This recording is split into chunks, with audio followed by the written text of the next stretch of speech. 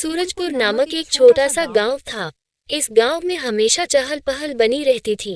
चौपाल पर लोग इकट्ठा होते और पूरे गांव की खबरें वहीं मिल जाती।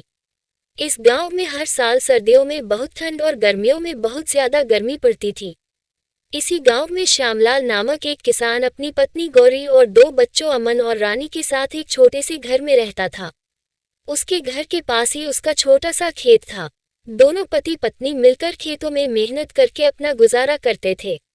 एक दिन सुबह जब श्यामलाल खेत जाने के लिए निकला तो ठंडी हवा बहुत तेज चल रही थी। अभी तो सर्दी की शुरुआत हुई है और अभी से इतनी ठंड पड़ रही है, पता नहीं आगे क्या होगा, श्यामलाल बोला। गौरी बोली, आप सही कह रहे हैं।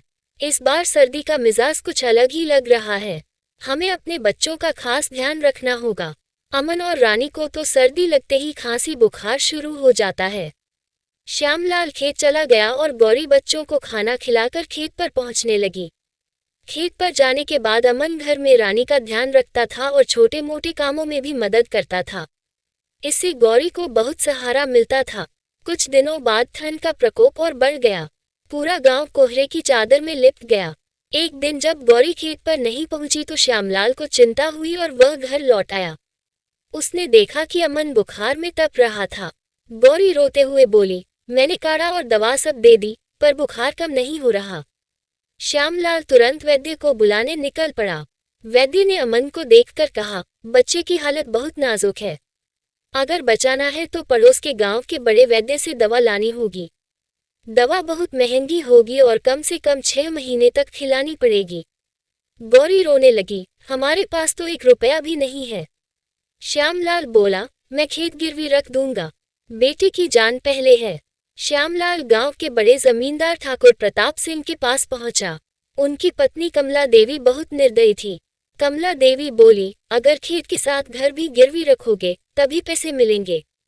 मजबूरी में श्यामलाल ने घर और खेत दोनों गिरवी रख दिए और दवा लेने चला गया। लेकिन जब वह लौटा तो घर में रोने की आवाज थी।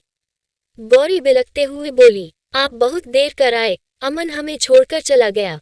श्यामलाल टूट गया। उसने अपने बेटे का अंतिम संस्कार किया। अब उसका मन खेती में नहीं लगता था, फिर भी वह दिन रात मेहनत करता रहा ताकि कर्ज चुका सके। 1 साल बीत गया, लेकिन वह पैसा नहीं जुटा सका। कमला देवी ने घर और खेत पर कब्जा कर लिया और श्यामलाल, गौरी और रानी को बाहर निकाल दिया। दया दिखाते हुए ठाकुर प्रताप सिंह ने उन्हें रहने के लिए एक टूटा फूटा कमरा दे दिया। बदले में गौरी से पूरे घर का काम कराया जाने लगा, लेकिन उन्हें कोई मजदूरी नहीं मिलती थी, सिर्फ बचा खुचा खाना। फिर एक बार कड़ाके की ठंड लौट आई। इस बार ठंड ने छोटी रानी को अपनी चपेट में ले लिया। उसके पास ओढ़ने को कंबल तक नहीं था। श्यामलाल जमींदार से कंबल मांगने गया। ठाकुर प्रताप सिंह चुपके से एक पुराना कंबल लाए, लेकिन कमला देवी ने वह भी छीन लिया। लगातार बारिश और भयानक ठंड के बीच रानी भी इस दुनिया को छोड़ गई। गौरी चीख पड़ी, अगर उस दिन आपने एक कंबल दे दिया होता तो मेरी बेटी जिंदा होती।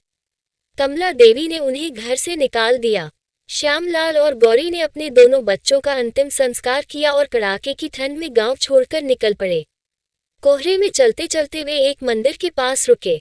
टूटी हुई आत्माओं के साथ, खाली हाथ। उनका जीवन आगे किस मोड़ पर जाएगा, यह कोई नहीं जानता।